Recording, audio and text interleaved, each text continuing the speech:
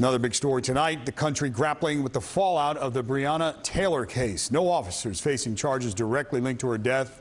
One former officer is facing charges for shooting blindly into an apartment next to hers. Protesters have been taking to the streets around the country. In Minneapolis, demonstrators blocked the highway, holding their hands up. In Atlanta, protesters marched to the state capitol before officers ultimately fired tear gas to break up the crowd.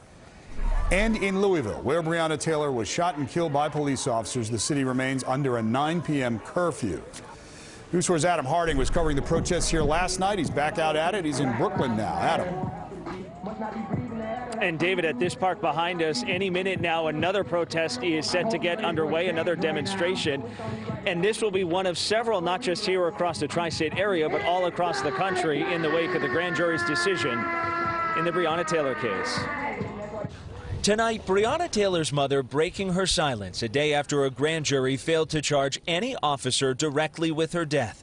Tamika Palmer writing online, the system failed Breonna. They were outraged, they were insulted, and they were mostly offended.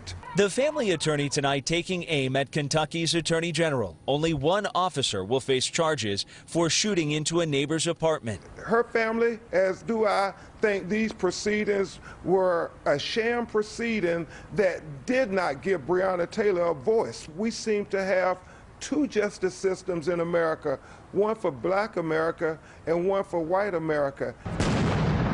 Overnight, protests erupting on the streets of Louisville. Police confirming 2 officers were shot, both expected to survive. A suspect now in custody. Many Kentuckians have channeled their continuing grief and anger into peaceful exercise of their First Amendment rights. But in Louisville last night, we saw more of the lawlessness, riots, and violence that has plagued American cities too often. With more demonstrations planned tonight, Louisville's mayor speaking out. Our community is hurting. Many see Breonna Taylor's case as both the tragic death of a young woman and the continuation of a long pattern of devaluation and violence that Black women and men face in our country. Many people don't know what.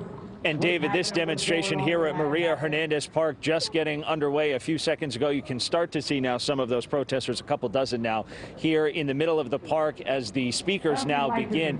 It's unclear if they now plan to march from this park to anywhere else across the city, if they may end up going throughout Brooklyn, but we do know this is not the only protest and demonstration planned for tonight here in Brooklyn.